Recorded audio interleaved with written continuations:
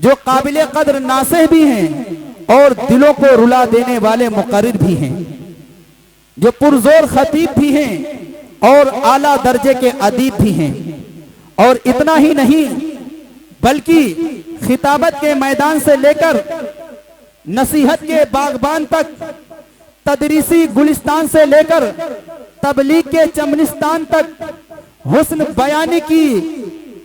बयानी की फजाओं से लेकर खुश इल्हानी की फजाओं तक, अपनों की बस्तियों से लेकर गैरों की दुनिया तक जिनकी मकबूलियत का शोहरा है, वो अजीम शख्सियत मिंबरे रसूल पे जलवा अफरोज हैं। मेरी मुराद अजीमुल मर्तबत रफीउश शान मुफक्किर कौम मिल्लत हजरत मौलाना अताउल्लाह साहब कासमी दामत बरकातुल आलिया उस्ताद मदरसा ज़ियाउल इस्लाम शेरापुर, मैं बहुत ही अदब एहतराम के साथ हजरत वाला से गुजारिश कर रहा हूँ कि आप तशरीफ लाएं और अपने नूरानी व इरफानी खिताब से हम तमामी सामीन को महजूज और मुस्तफीज फरमाएं। बिस्मिल्लाहिर्रहमानिर्रहीम। अल्हम्दुलिल्लाहि रब्बिल आलमीन वल आक़िबतु लिल मुत्तक़ीन वस्सलातु वस्सलामु अला सय्यिदिल अंबिया'i वल मुरसलीन व अला आलिहि व अस्हाबिहि अजमईन, अम्मा बाद।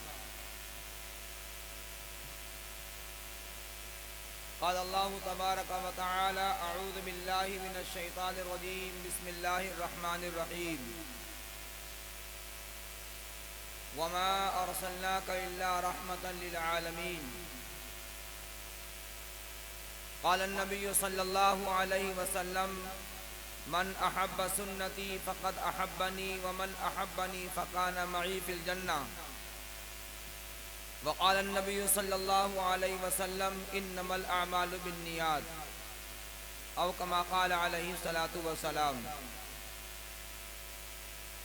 मुअज़्ज़ज़ उलमाए किराम व हुफ़ाज़ इज़ाम, मोहतरम भाइयों, बुजुर्गों और दोस्तों और हमारी प्यारी माँ और बहनों,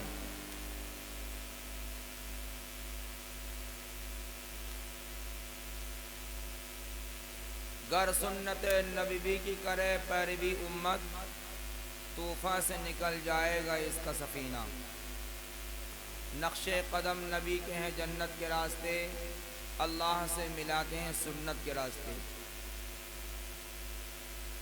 बहुत देर से बैठे हुए हम मजमे को भी देख रहे हैं और सोच रहे हैं कि लोग क्या करने के लिए आए हैं और हम क्या कहें।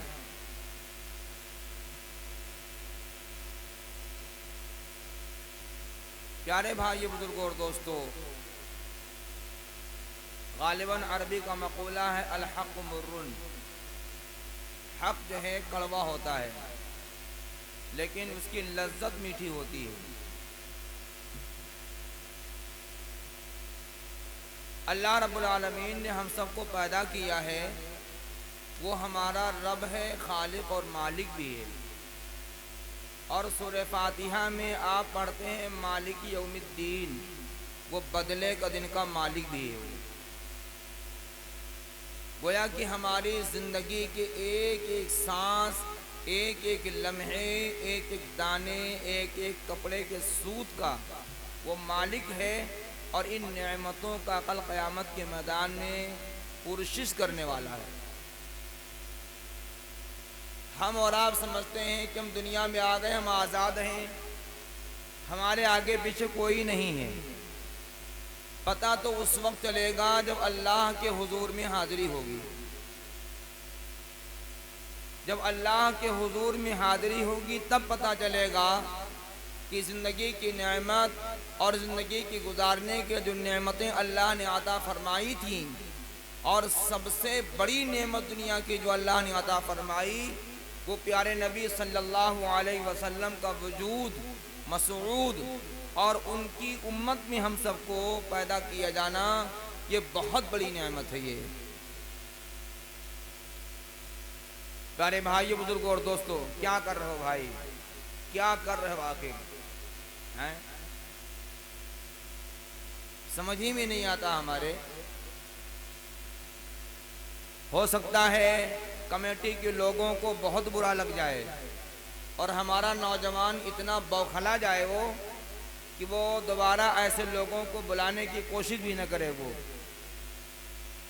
बौखला जाएगा। वो खुदा के वास्ते मुसलमानों बताओ, खुदा के वास्ते, सारी बात इसी पर ख़त्म है। बैनर में क्या लगा रखा है आपने, क्या लिखा है आपने? जलसे सीरतुन नबी। कभी किसी आलिम से, किसी से नबी सल्लल्लाहु अलैहि वसल्लम की एक दिन की जिंदगी कभी आपने पढ़ी और सुनी भी है? कभी सुनी और पढ़ी भी है? कभी ये आपने उन्वान रखा है जलसे सीरतुन नबी, और खुद पोस्टर इस बात की शहादत देता है कि नबी पाक सल्लल्लाहु अलैहि वसल्लम की सीरत से जो चीज़ इतनी दूर हटी हुई है, जिसके मिटाने के लिए, जिस बुराइयों को ख़त्म करने के लिए अल्लाह ने मोहम्मद रसूलुल्लाह सल्लल्लाहु अलैहि वसल्लम को पैदा किया था, आज उसी नाम के साथ वो बुराई ऐसी ज्वाइंट कर दी गई है कि अगर रगड़ के मिटाई जाए तो ख़त्म नहीं होगी। वो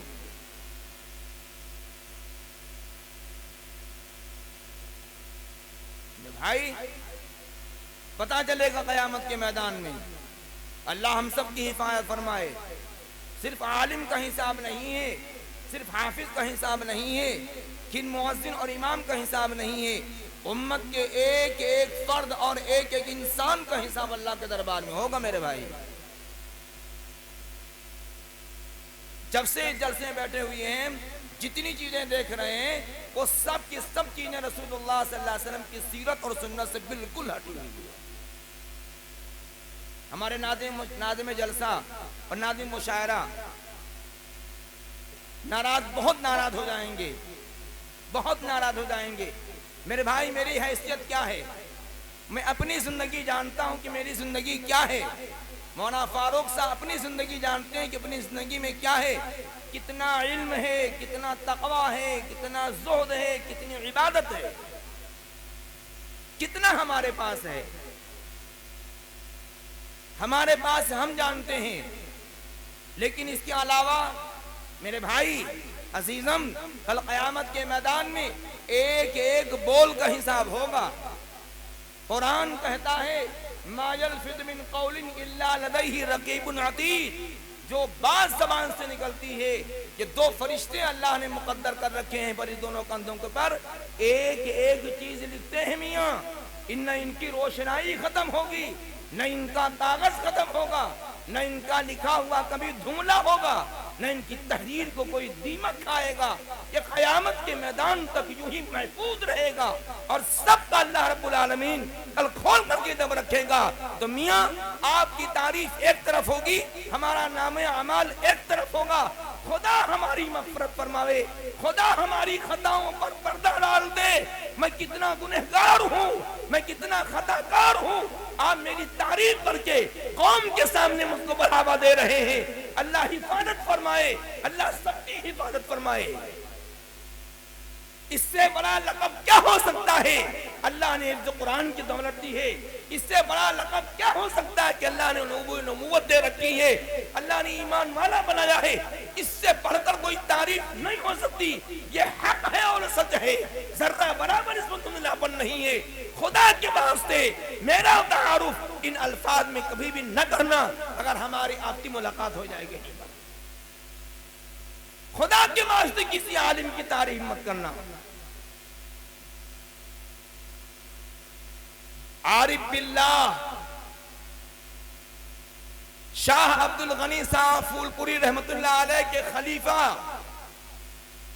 हज़रत मौलाना शाह अबरारुल हक साहब नव्वरल्लाहु मरक़दहू के खलीफा, पाकिस्तान के बहुत बड़े आलिम वली अल्लाह ने अपना एक वाक़िया बयान फरमाया है, किताब में तहरीर फरमाया है।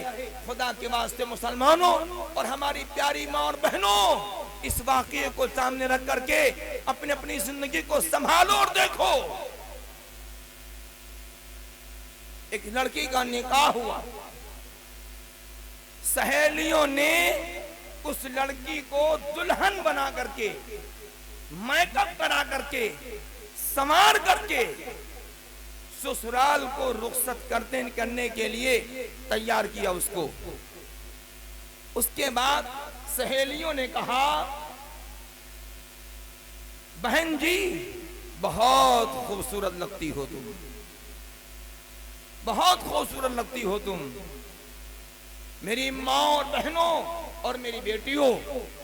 आमतौर से लोगों के जहनों में अब मुत्तकी उलमा होते हैं, मुत्तकी मर्द होते हैं।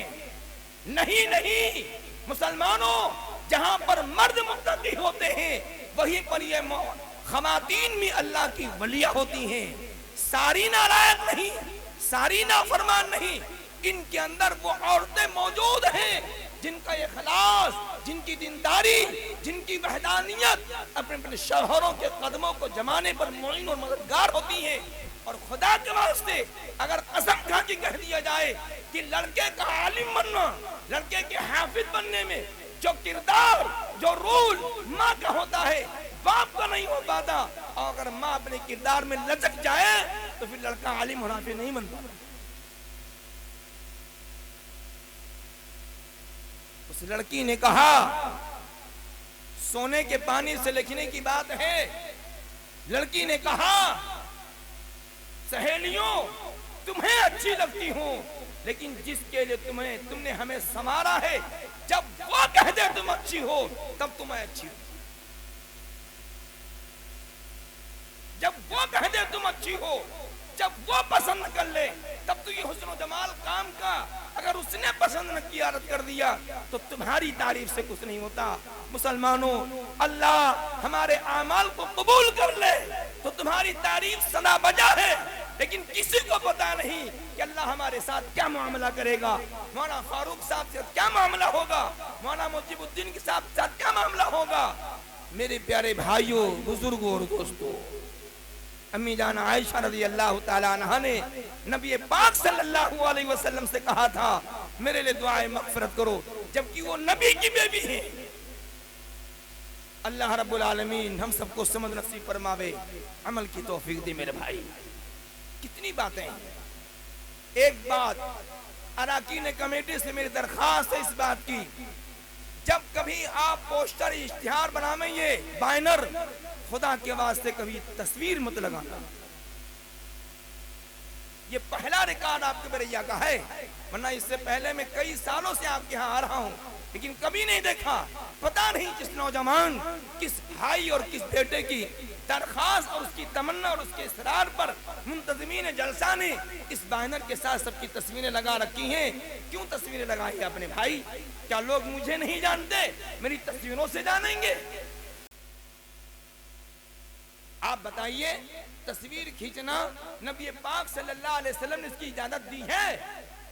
आप बताइए पहले, क्या ये नबी की सीरत है?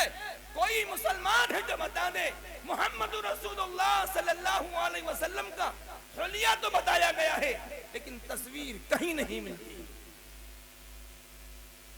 तस्वीर कहीं नहीं मिलती। हुलिया बताया गया है कि प्यारे नबी सल्लल्लाहु अलैहि वसल्लम न लंबे थे न नाटे थे, दरमियानी कद के थे। आप सल्लल्लाहु अलैहि वसल्लम का चेहरा इंतहाई खूबसूरत था, चमक थी, जमाल था आपके चेहरे के अंदर। आपके सीने पर बाल थे जो नाफ तक एक धारी जैसे आए हुए थे। आपकी भवें जो थी ये बिल्कुल पतली थी। आपके हाथ इतने नरम कि सुंदुस और इस्तबरक जन्नत का कपड़ा है। सुंदुस और इस्तबरक के कपड़े से ज्यादा प्यारे नबी सल्लल्लाहु अलैहि वसल्लम का हाथ इतना नरम था। प्यारे नबी सल्लल्लाहु अलैहि वसल्लम जब चलते थे तो कदम उठाते थे इस अंदाज से जैसे कोई पहलवान कदम उठाता है, और जब रखते थे तो इतना नरम अंदाज से रखते थे, बिल्कुल तमाज़ुन के साथ। आप सल्लल्लाहु अलैहि वसल्लम सर को, नजरों को झुका करके आप चला करते थे। इतनी लंबी नजर होती थी, रास्ता नजर आए, सामने आने वाले के ऊपर नजर न पड़े। प्यारे नबी सल्लल्लाहु अलैहि वसल्लम की आदत शरीफा थी। आका सल्लल्लाहु अलैहि वसल्लम जब किसी से मिलते थे, मुलाकात और मुसाफहा होता था, तो प्यारे नबी सल्लल्लाहु अलैहि वसल्लम हंस करके मिलते थे। सहाबा फरमाते हैं हम लोग गमों का पहाड़ लेकर के प्यारे नबी सल्लल्लाहु अलैहि वसल्लम से मुलाकात के लिए जाते थे और जब आपसे मुलाकात करते थे सब बदमाशी आ जाती थी। प्यारे नबी सल्लल्लाहु अलैहि वसल्लम जब कभी खाना खाते थे तो आका सल्लल्लाहु अलैहि वसल्लम इस अंदाज से बैठते थे जैसे कि गुलाम आका के सामने बैठ करके खाना खाता हो। प्यारे नबी सल्लल्लाहु अलैहि वसल्लम की अंदर इतनी तवाज़ो थी, कोई जरूरतमंद होता और आपको हाथ पकड़ लेता अपने साथ ले जाता तो आप सल्लल्लाहु अलैहि वसल्लम चले जाते, चाहे छोटा बच्चा ही क्यों ना हो। आका सल्लल्लाहु अलैहि वसल्लम की आदत शरीफा थी, जब कोई आपसे मुलाकात के लिए आता और गुफ्तगू करता, जब तक वो अपनी गुफ्तगू से फारिग ना हो जाता आप अपने तई कभी ये जाहिर नहीं करते थे मैं तेरी बात सुनते सुनते थक गया अब जा रहा हूँ। नहीं, सुनाने वाला जब अपनी पूरी बात कह लेता था और वो खुद चल देता था तो आका सल्लल्लाहु अलैहि वसल्लम उससे जुदा होता। आप सल्लल्लाहु अलैहि वसल्लम का हुलिया शमाइल तिरमिज़ी में मौजूद है, शमाइल तिरमिज़ी में मौजूद है, लेकिन कहीं भी आपने सीरत की किताबों के अंदर कभी भी कहीं भी आप सल्लल्लाहु अलैहि वसल्लम का फोटो नहीं देखेंगे। अबू बकर सिद्दीक का फोटो नहीं, उमर फारूक का फोटो नहीं, किसी सहाबी का फोटो नहीं है। मेरे भाई गौर कीजिए ये सीरत कहाँ की सीरत है। नबी की सीरत का जलसा हो रहा है और उस पर नबी सल्लल्लाहु अलैहि वसल्लम के मेहनत, आपकी मिशन, आपकी कुहन के खिलाफ चीज पर दिखाई दी जा रही है। अल्लाह हिफाजत फरमाए। मुसलमानों समझो इस बात को, समझो इस बात को, हर चीज का अल्लाह के हिसाब है।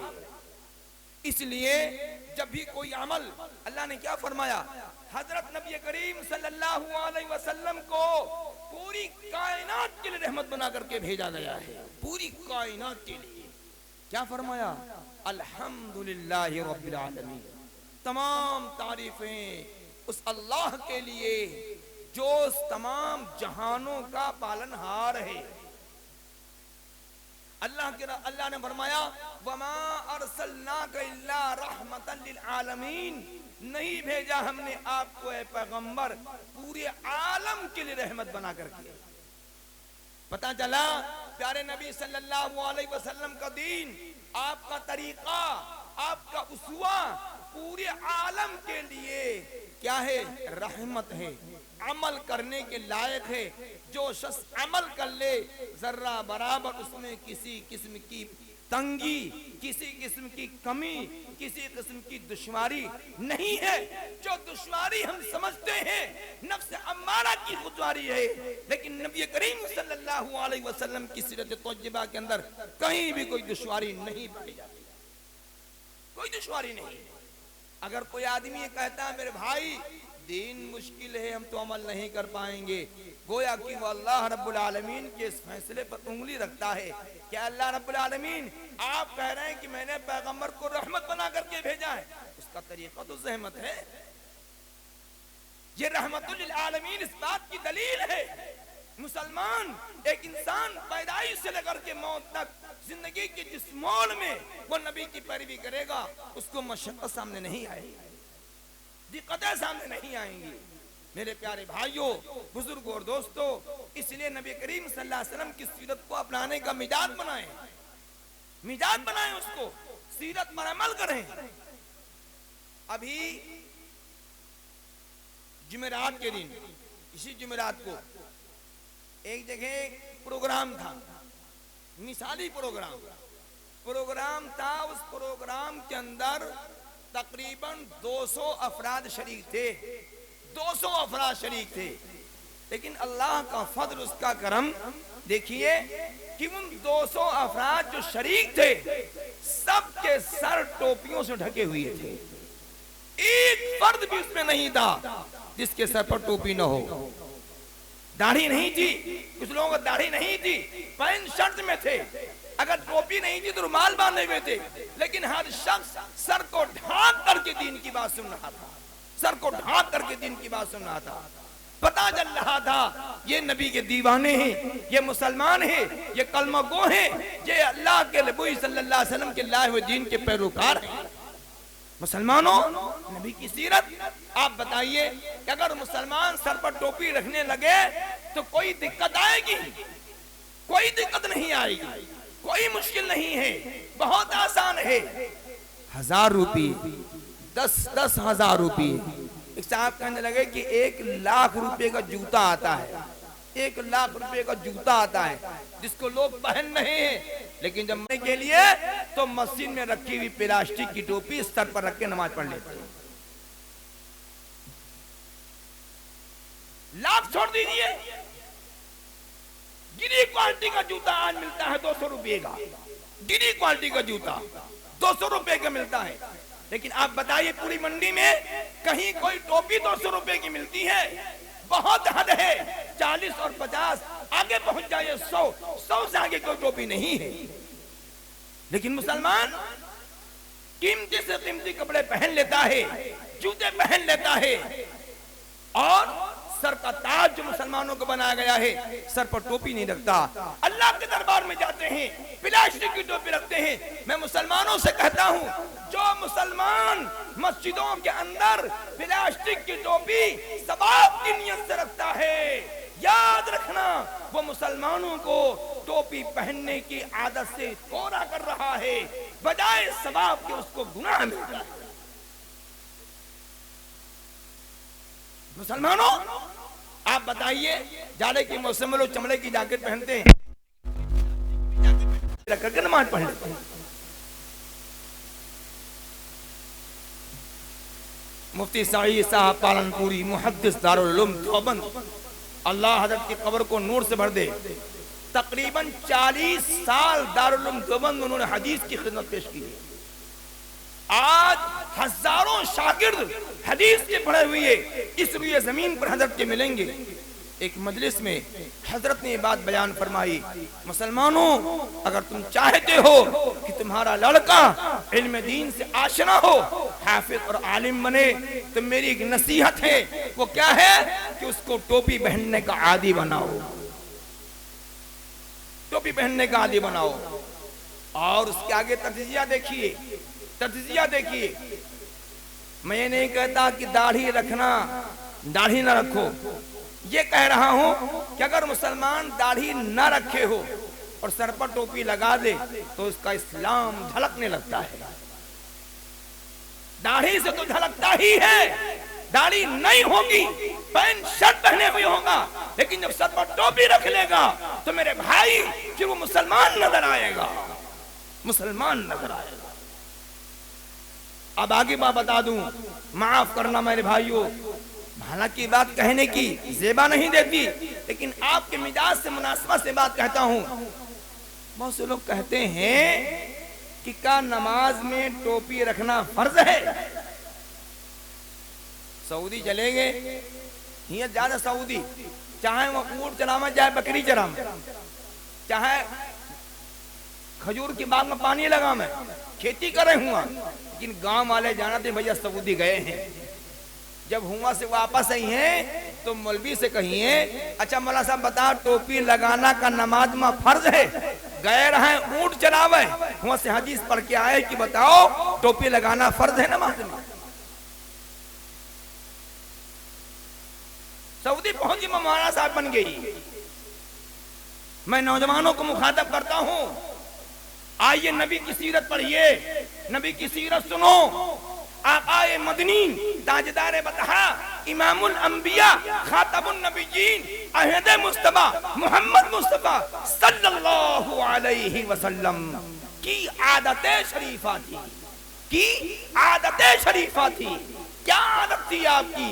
आका सल्लल्लाहु अलैहि वसल्लम जब पाखाने और पेशाब की जरूरत को पूरा करने के लिए आप जाते थे तो आप नंगे सर नहीं जाते थे, सर छुपा करके जाते थे, टोपी नहीं तो रुमाली ही रख लिया। खाने पाखाने के लिए जाते तो सर ढक के जाते, पेशाब के लिए जाते तो सर ढक के जाते, खाना खाते तो सर ढक के खाना खाते, पानी पीते तो सर ढक के पानी पीते। बाद लोग कहा लगा दें, मौलवी लोग टोपी करते नहीं, और अगर हमारी बिरादरी के अंदर अगर कोई पढ़ा लिखा आदमी खाने और पीने की पानी पीने है से मान लीजिए, अब वो पानी पीने चला और सर नंगा था, उसने अब टोपी उठा के रख लिया सर पर, तो कहते बड़े सूफी जी हुई है, बड़ा सूफी जी हुई है। नबी की सुन्नत पर अमल करे तो सूफी जी होगा। तो खाना पीना, पाखाना, पेशाब, ये सब बशरी जरूरतें हैं।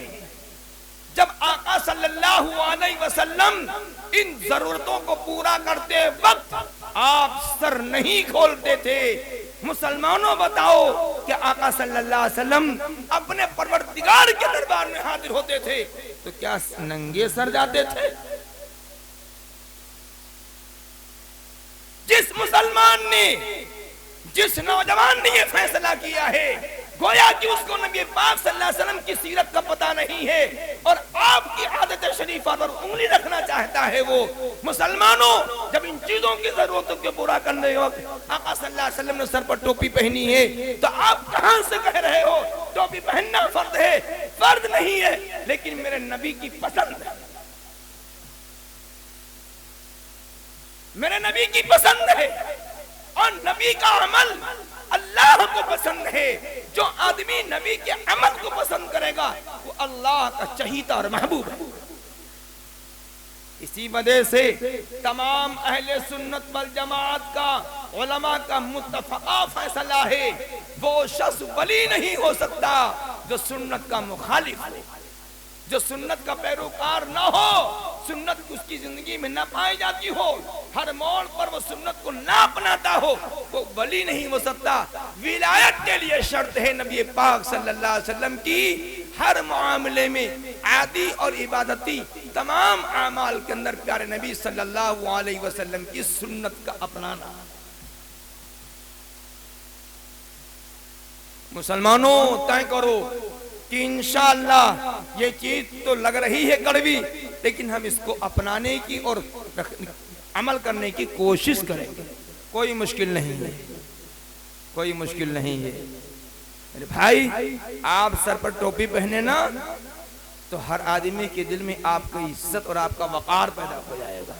करके देख लो, तुम करके देखो, भी अमल करो, देखो, तुम खुद महसूस करोगे कि ये सुन्नत पर अमल करने से हमें अल्लाह ने कौन सी इज्जत दी। मुहिय सुन्ना हज़रत मौलाना शाह अबरारुल हक साहब नव्वरल्लाहु मरक़दहू के मदरसे की मस्जिद का मामूल ये था कि जब हजरत मस्जिद में तशरीफ ले जाते, आम तौर से तलबा जब मस्जिद पहुंचते हैं, बच्चे मस्जिद पहुंचते हैं तो दोस्ताराने में, याराने में गुफ्तगू करने लगते हैं। हजरत पीछे से आते और देखते फलाना का बात कर रहा है तो आप फरमाते टोपी उतार के जेब में रख लो,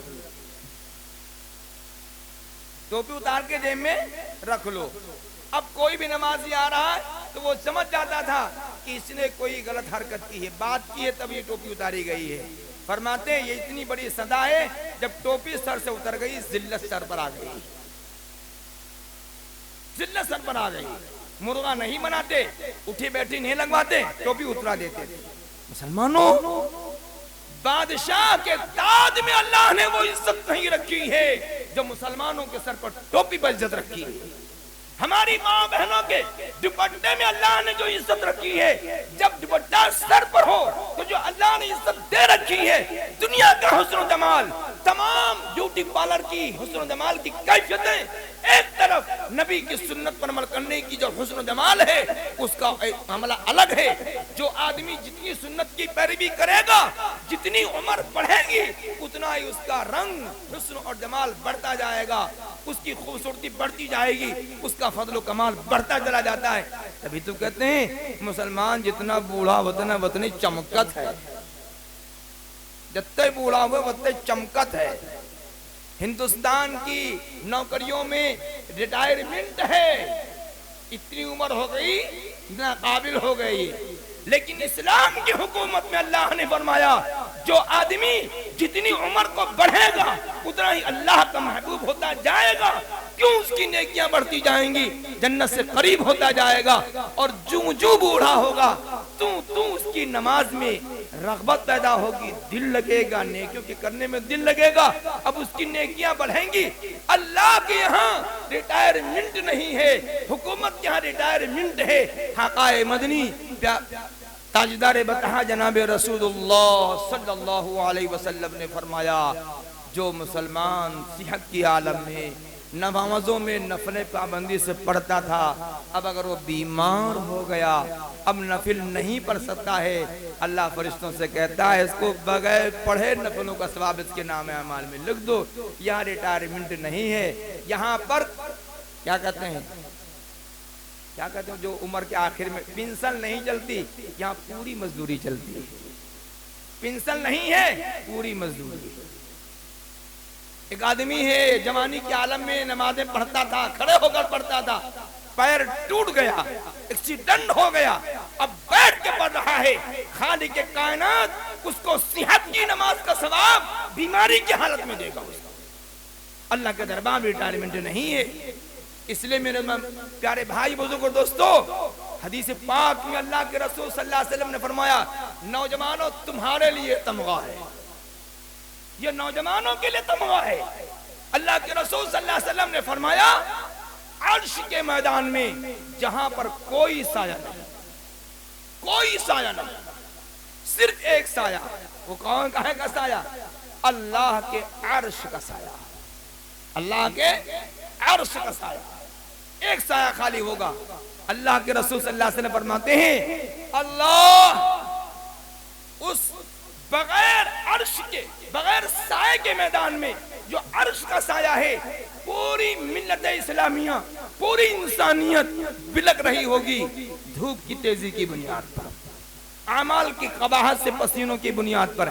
लेकिन अल्लाह उस नौजवान को, अल्लाह उस नौजवान को अर्श का साया नसीब फरमाएगा, जो नौजवान अपनी नौजवानी की जिंदगी में अल्लाह को राजी करके रखा, नमाजें नहीं छोड़ी, रोजे नहीं छोड़े, कुरान की तिलावत करता रहा, गुनाह से दूर रहा, अपनी जवानी को उसने अल्लाह पर फिदा किया है, तो अल्लाह क़यामत के मैदान उसको अपने अर्श का साया नसीब फरमाएगा। और नौजवानों, जहां पर ये फजीलत है वहीं पर ये बात भी सुन लो, क़यामत के मैदान में इंसान से दो सवाल होंगे। एक तो हर बूढ़े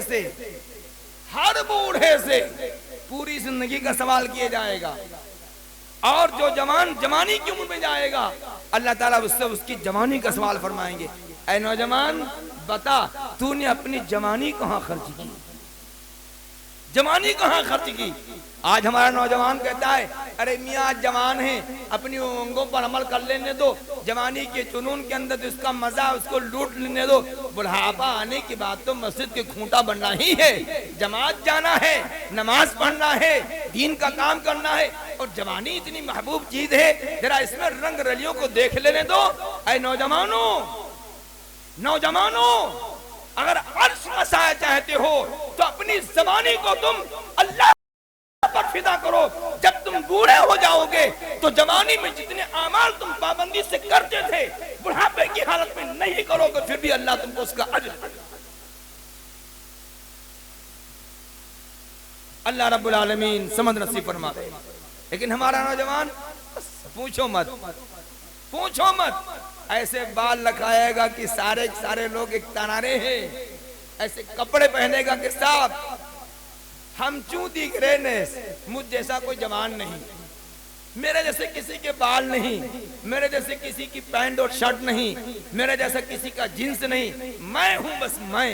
अरे मियाँ मैं क्या हो, अल्लाह ने जवानी दी है, अल्लाह चाहता तो तुम जैसे जवानी की दहलीज पर पहुंचे थे इजराइल को भेजता और तुमको बुला लेता, फिर जवानी तुम कहां पाते। ये जवानी अल्लाह की दी हुई एक कीमती नेमत है, तुमको जन्नती बनने के लिए अल्लाह ने दिया है। अगर तुमने अपनी जवानी को जन्नत के बदले में बेच दिया है, याद रखना दुनिया की सारी हसीनाएं एक तरफ।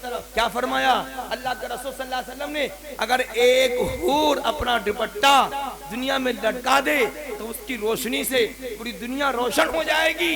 और हूरों की सिफत अल्लाह रब्बुल आलमीन ने कुरान में क्या फरमाया, हूरुन ईन, बड़ी बड़ी आंखों वाली औरतों का हुस्न जमाल है। जो औरत आंख की बड़ी हो, बड़ी आंखों वाली हो, उसको हसीन कहा जाता है। अल्लाह रब्बुल आलमीन जन्नत के अंदर एक जवान को 70 हूरें अता करता है। 70 हूरें मिलेंगी, 70 हूरों से अपनी जरूरत पूरी करेगा वो। मेरे भाई 70 का लक़ब दिया गया है, 70 की तादाद बताई गई है। हमारा नौजवान कहता है यहाँ एक बीवी का खर्चा बर्दाश्त नहीं कर पा रहे, जन्नत में 70 का कैसे बर्दाश्त करेंगे। मेरे भाई ये दुनिया फानी है, आखिरत बाकी है। जब तुम जन्नत में जाओगे तुम्हें हूरें मिलेंगी, तो जिस खुदा ने तुम्हारी किस्मत की लिखी हुई हूरों को ताकत और तवानाई और हुस्न और जमाल दे रखा है, वही खुदा तुमको जन्नत में पहुंचने के बाद उससे बाला हुस्न जमाल तुम्हें अता फरमाएगा। क्यों? औरत मर्द को औरत पर फौकियत दी जाती है। अल्लाह रब्बुल आलमीन हम सबको समझ नसीब फरमाए, अमल की तौफीक अता फरमाए। नौजवानों अपने आप को संभालो, बड़ा कीमती सरमाया हो। जब इस्लाम को जरूरत पड़ेगी जवान आएगा। क्या फरमाया अल्लाह के रसूल सल्लल्लाहु अलैहि वसल्लम ने, ताकतवर मुसलमान कमजोर मुसलमान से अफजल है। मुसलमानों तुम्हारी जवानी इस्लाम पर खर्च होगी, तुम्हारी जवानी मस्जिदों के आबाद करने पर खर्च होगी, तुम्हारी जवानी गरीबों की मदद करने पर खर्च होगी। अल्लाह तुम्हारी जवानी को कबूल फरमा करके तुम्हारी वजह से इस्लाम को रौनक देगा, तो तुम इंशाअल्लाह दुनिया में चमकोगे और आखिरत में चमकोगे। मेरे प्यारे भाइयों बुजुर्गों और दोस्तों, अल्लाह रब्बुल आलमीन हम सबको समझ नसीब फरमावे, अमल की तौफीक अता फरमाए। मैंने आप हजरात के सामने आखिर में एक हदीस पढ़ी थी, इन्नमल आमालु बिन्नियात, इन्नमल आमालु बिन्नियात। नबी ने फरमाया सल्लल्लाहु अलैहि वसल्लम, जो शख्स मेरी सुन्नत से मोहब्बत करता है, मन अहब्ब सुन्नती फमन फक़द अहब्बनी, वो मुझसे मोहब्बत करता है। और जो मुझसे मोहब्बत करता है वो कहाँ जाएगा? जन्नत तो जाएगा ही। नबी ने फरमाया मेरे साथ जन्नत में जाएगा, मेरी मईयत उसको मिलेगी। आप गौर कीजिए, सहाबा फरमाते दुनिया की दौलत मिले चाहे न मिले, नबी की सोहबत मिल जाए, नबी का दीदार मिल जाए, इससे बड़ी की चीज क्या हो सकती है। सैयदना सिद्दीक़ अकबर रज़ियल्लाहु ताला अन्हु हरम शरीफ में तशरीफ ले गए, कुफ़ार मक्का ने जम करके अबू बकर सिद्दीक़ की पिटाई की, इतना मारा इतना मारा इतना मारा कि आप बेहोश हो गए, आपके चेहरे पर सूजन आ गई। अम्मी जान ताने देने लगी, बहुत मोहब्बत की मोहम्मद के फिदाई हो ना, अच्छा वो पीटे गए और मारे जाते तो ठीक था। लेकिन जब सिद्दीक़ अकबर रज़ियल्लाहु ताला अन्हु को होश आया तो आपने फरमाया, अम्मी जान ने कहा बेटा इतना सा दूध पी लो, तो फरमाइए बताओ कि प्यारे नबी सल्लल्लाहु अलैहि वसल्लम का हाल क्या है। तो माँ ने कहा उसी की वजह से पीटे गए हो और फिर उसी के बारे में पूछ रहे हो। सिद्दीक़ अकबर रज़ियल्लाहु ताला अन्हु ने दूध नहीं पिया, पड़े रहे। जब चलने वाले हो गए तो जा करके आका सल्लल्लाहु अलैहि वसल्लम की जियारत कर ली, तब कुछ खाया पिया, तब कुछ खाया पिया। मेरे भाई जो आदमी नबी की सुन्नत पर अमल करेगा, सुन्नत से मोहब्बत करेगा, अल्लाह रब्बुल आलमीन उसको नबी करीम सल्लल्लाहु अलैहि वसल्लम की मईयत अता फरमाए। अब आइए मैं इन्नमल आमालु बिन्नियात के टुकड़े पर बात करते हुए बात खत्म करता हूँ। इतनी बात तो मैंने बताई आपको कि नबी करीम सल्लल्लाहु अलैहि वसल्लम की ज़ाते गिरामी रहमत है, आपका हर तरीका रहमत ज़हमत नहीं है। उन्हीं में से मैंने तवज्जो दिलाई कि मुसलमानों टोपी पहनने के आदी बनो, टोपी बच्चों को पहनाओ, खुद आदी बनो और अपने पास जेब में टोपी रखो। खुदा के वास्ते कोई नौजवान कोई मुसलमान बगैर सर के ढके हुए नमाज न पढ़े। और दूसरी बात यह है, जब सर पर टोपी रखो तो कपड़े की रखो, धागे की रखो, प्लास्टिक की टोपी न रखो। नबी की सुन्नत पर करो। नबी सल्लल्लाहु अलैहि वसल्लम ने फरमाया इन्नमल आमालु बिन्नियात, अमल का दारो मदार नियत के ऊपर है, यानी अमल अल्लाह के यहाँ कबूल होगा तुम्हारी सच्ची नियत के ऊपर, बदनीयती के ऊपर अल्लाह के यहाँ अमल कबूल नहीं किया जाएगा। अब आइए मैं आपको एक मिसाल से आपको बात समझाता हूँ। नियत का ताल्लुक दिल से है और दिल पसलियों के अंदर है। इसमें क्या है किसी को कुछ पता नहीं, सिर्फ एक जात है जिसको पता है कि हम सबके दिल में क्या चीज है। दिल तो है लेकिन दिल में क्या है, यानी नियत क्या है। इसका पता सिर्फ किसको है? अल्लाह को। कोई बंदा ये कहे कि मैं जो सोचता हूं उसको अल्लाह भी नहीं जानता, जिस मुसलमान ने ये बात कह दी कि मैं जो सोच रहा हूं मेरे दिल में जो है उसको खुदा कोई पता नहीं, वो काफिर हो गया। फिर सुन लो, जो नौजवान, जो औरत, जो मर्द ये बात कह दे कि मेरे दिल में जो है तुम नहीं जानते हो, खुदा भी नहीं जानता, वो क्या हो गया? वो काफिर हो गया। क्यों? इन्नल्लाह अलीमुम बिज़ातिस सुदूर। अल्लाह ताला दिल की धड़कनों को जानने वाला है। दिल जो धड़कता है ना उसको जानने वाला है।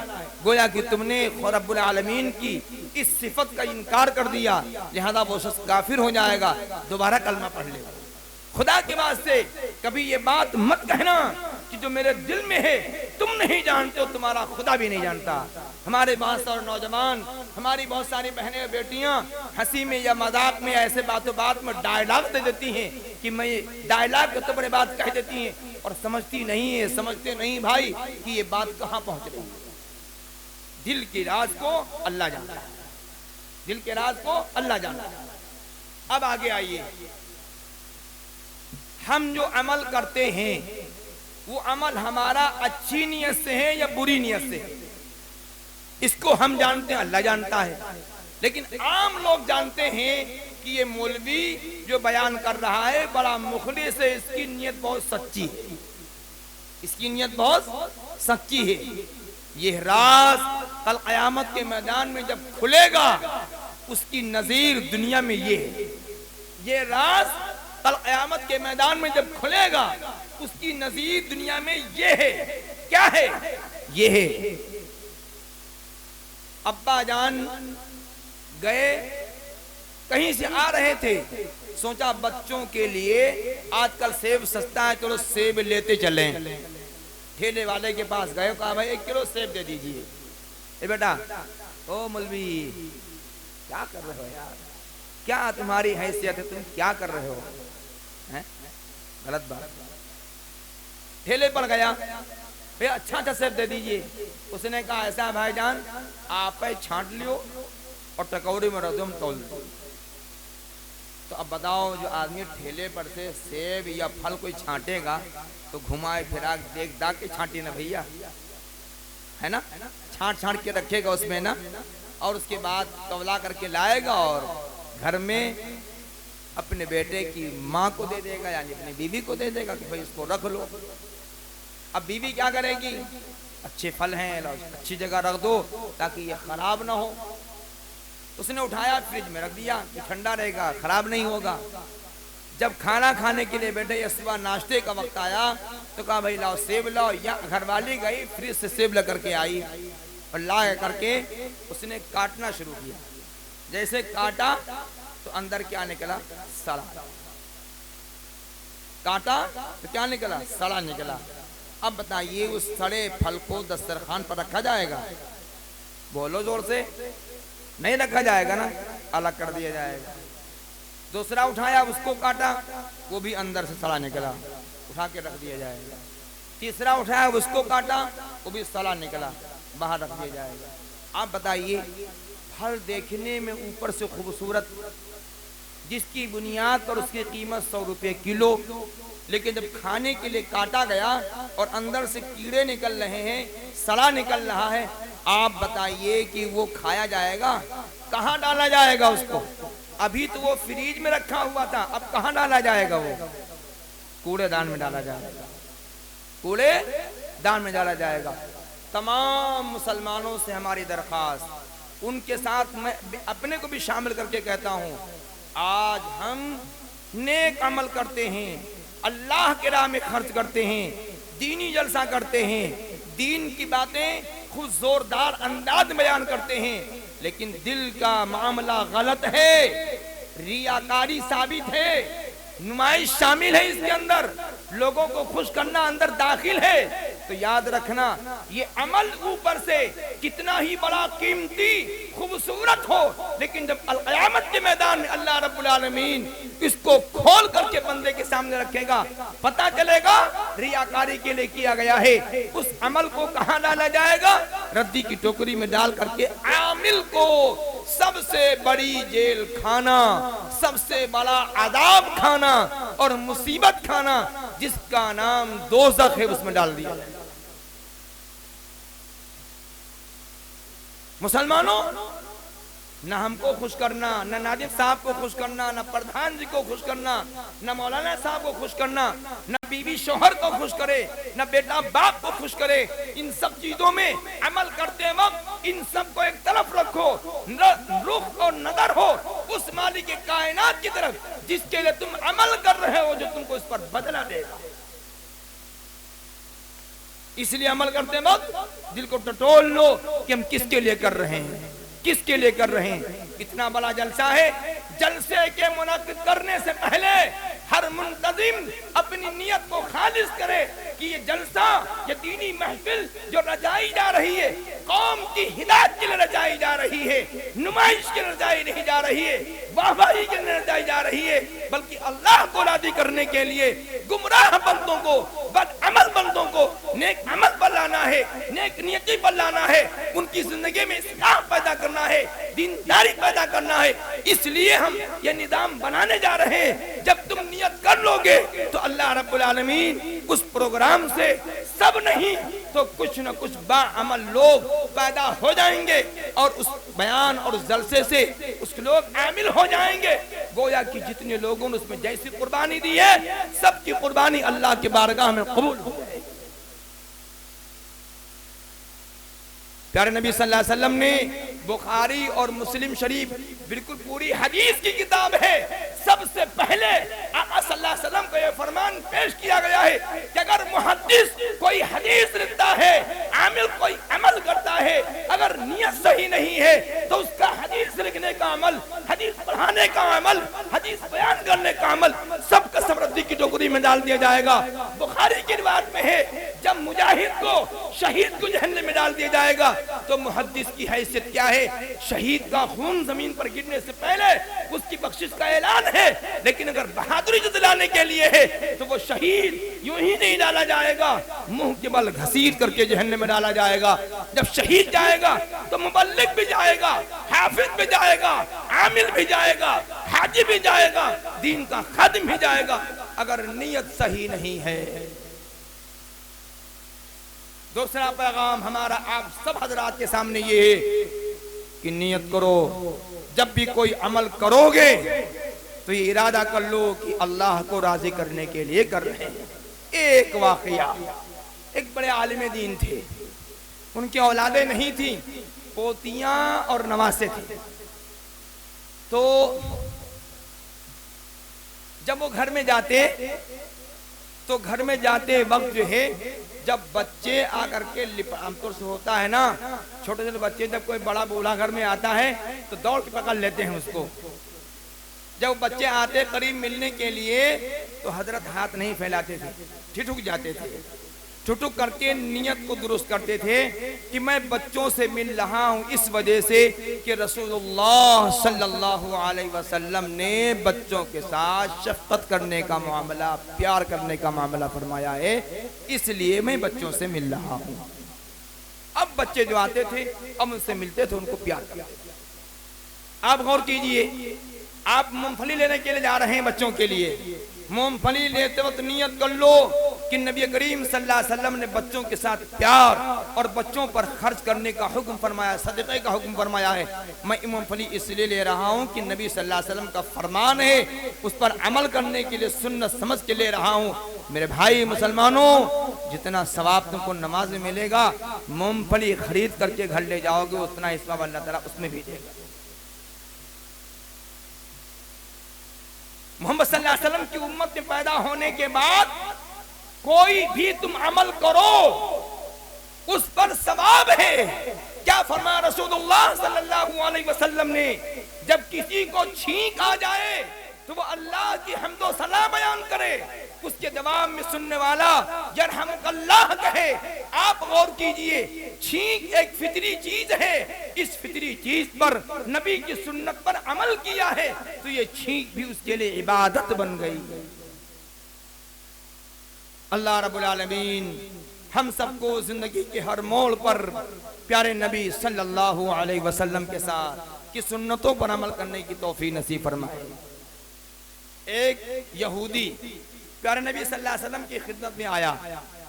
आका सल्लल्लाहु अलैहि वसल्लम ने उनके आने से आते हुए सहाबी से फरमाया ये फला शख्स जो आ रहा है। लेकिन जब वो आपके घर आए तो आका सल्लल्लाहु अलैहि वसल्लम ने उनको इज्जत से बिठाया, इज्जत से बिठाया और इकराम किया उनका। जब वो जाने लगे तो सहाबी ने फरमाया अल्लाह के रसूल सल्लल्लाहु अलैहि वसल्लम आपने तो कहा था फला ये है और आपने उसका इकराम किया। कुर्बान जाइए प्यारे नबी सल्लल्लाहु अलैहि वसल्लम पर। आपने फरमाया वो हमारे दरवाजे पर आया तो हमारा वो मेहमान है और मेहमान का इकराम इस्लाम का हुक्म है। पता चला अगर बिरादरान वतन हमारे दरवाजे पर आ रहे हैं तो उनके इकराम में भी हमारे नबी सल्लल्लाहु अलैहि वसल्लम की सुन्नत मौजूद है, सुन्नत मौजूद है। इसलिए मेरे प्यारे भाई बुजुर्गों दोस्तों, अल्लाह के रसूल सल्लल्लाहु अलैहि वसल्लम की सुन्नत को, आपकी सीरत को पढ़ो, उलमा से सुनो और उसके मुताबिक अमल करने की कोशिश करो। खालिक के कायनात हमारी इन गुजारिशात को कबूल फरमाए, जो कमी और कोताही होगा अल्लाह उसे माफ़ फरमाए। अल्लाह हमको भी अमल करने की तौफीक अता फरमाए। हमारी माँ और बहनों के, हमारे भाइयों को, तमाम सामाईन को अल्लाह रब्बुल आलमीन अमल की तौफीक नसीब फरमाए। आमीन। व आखिरु दावाना अनिल हम्दुलिल्लाहि रब्बिल आलमीन।